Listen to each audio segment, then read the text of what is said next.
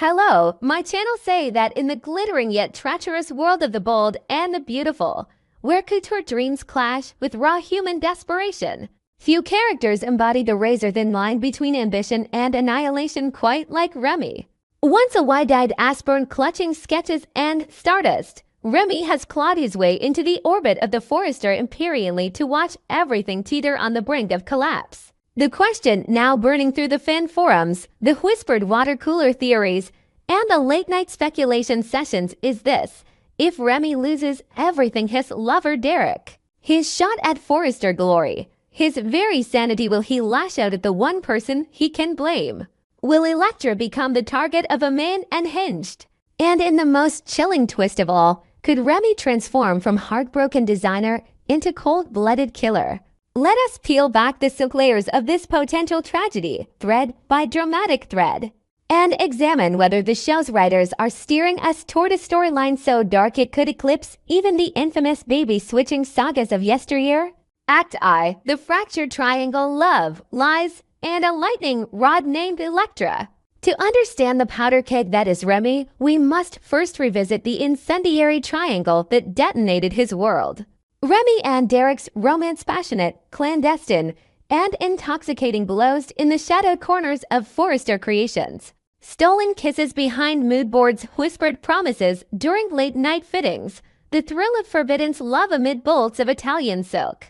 Derek, with his chiseled jaw and unyielding loyalty to the Forrester legacy, represented everything Remy craved: validation, desire, and a golden ticket into the inner sanctum. Enter Elektra, vibrant, ambitious, and utterly unafraid to wield her charm like a stiletto. She wasn't merely a colleague, she was a mirror reflecting Remy's own hunger.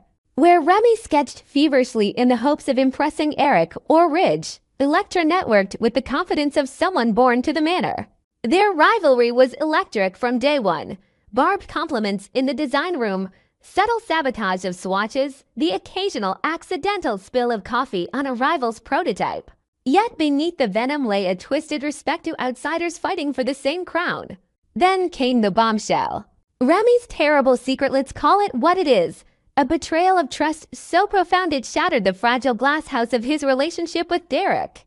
Perhaps Remy leaked proprietary designs to a rival house. Maybe he orchestrated a smear campaign against a Forrester heir to clear his own path. Or, in the soap opera tradition of layered deceit, perhaps he falsified credentials that called into question every accolade he'd ever claimed. Whatever the specifics, and the show has teased them with maddening vagueness, the fallout was catastrophic. Derek, wounded to his core, ended things in a scene that will live in infamy: rain-soaked confrontation on the Forrester rooftop, thunder rumbling like the gods themselves passing judgment. "You were my future," Derek reportedly choked out, voice breaking. "Now you're just poison," Remy, drenched and defiant, screamed after him, but the damage was done. The man he loved was gone, and in Derek's wake, a vacuum of rage that needed filling. Act 2. The blame game, Elektra as scapegoat. Grief is a shapeshifter. For some, it manifests as quiet sorrow. For Remy, it curdled into something far more volatile: scapegoating. In the days following the breakup, Remy's mind became a darkroom developing negatives of blame. If Elektra hadn't flaunted her connections, if she hadn't whispered doubts into Derek's ear during that fateful gala, if she hadn't existed at all, maybe Derek would still be mine. Elektra, of course, was no innocent bystander. She'd reveled in Remy's missteps, perhaps even amplified them to the higher-ups. A sly email here, a concern just looking out for the company there. But was she the architect of Remy's downfall, or merely the most convenient villain in a narrative he was writing to absolve himself? The danger lies in Remy's refusal to look inward. Alone in his dimly lit apartment, a love nest, now a mausoleum of discarded sketches and empty wine bottles, replays every interaction with Elektra on an endless loop. Her laugh becomes a taunt, her success a personal affront. In his most unhinged moments, he imagines her smirking at Derek's side, the two of them toasting his ruin. Paranoia festers. Obsession takes root. Act 3. The Forrester dream in tatters, career on life support. Compounding Remy's romantic devastation is the very real threat to his professional life. Forrester Creations is not merely a workplace. It is a dynasty, a religion, a court where favor is currency and disgrace is exile. Remy's terrible act, whatever its final review, has already sent shockwaves through the executive suites. Eric Forrester, ever the patriarch, is said to have slammed his fist on the conference table. We do not tolerate deception under this roof. Ridge, torn between loyalty to his father's legacy and his own history of redemption, wavers. Brooke, with her uncanny instinct for self-preservation, smells blood in the water and distances herself. Even Hope, the eternal optimist, averts her eyes.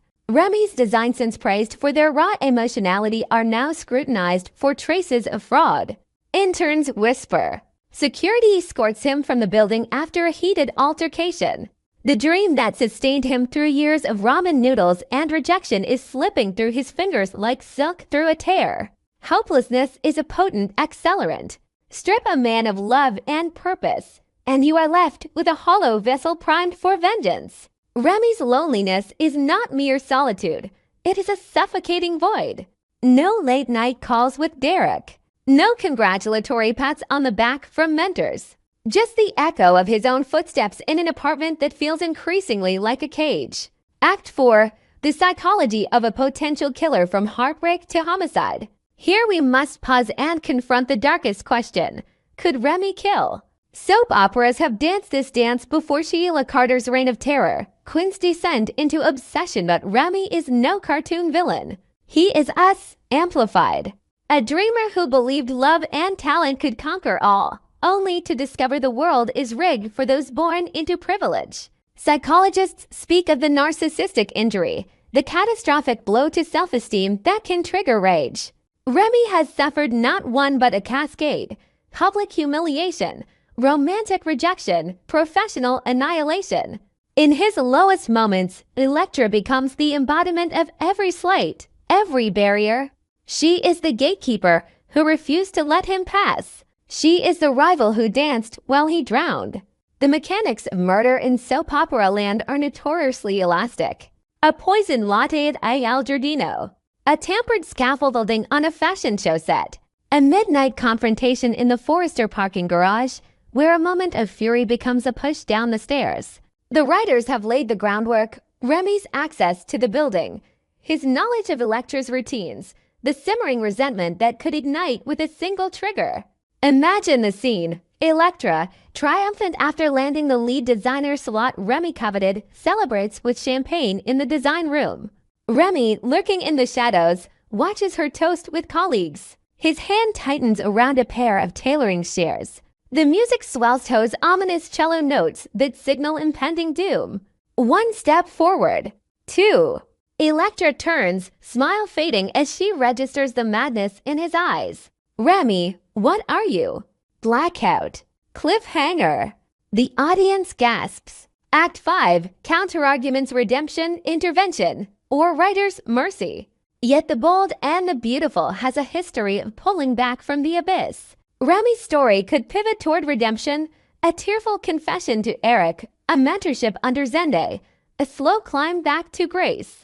Derek might return, softened by time, offering forgiveness. Elektra could extend an olive branch, recognizing a kindred spirit in Remy's pain. The show's producers are notoriously reactive to fan feedback. If social media erupts with Remy petitions, the killer arc could be shelved. Perhaps Remy's rage manifests in non-lethal ways: a scorched collection, a leaked sex tape, a spectacular meltdown at a Forrester wedding. Soaps thrive on near misses. Elektra could survive a poisoning only to emerge stronger, her bond with Remy forged in the fire of attempted murder.